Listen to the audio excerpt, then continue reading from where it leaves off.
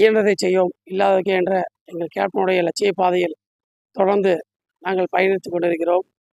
அவர் மறைவுக்கு பிறகும் அவர் எங்களுக்கு கற்றுக் கொடுத்த இல்லாதவர்களுக்கு உதவி செய், நல்லதுக்காக என்றும் பாடுபாடு, மக்களுக்காக உண்மையாக நில்லுன்னு சொல்லி கொடுத்தார். அந்த வழியில் தொடர்ந்து நாங்கள் அவருடைய லட்சிய பாதையில் பயணிப்போம்.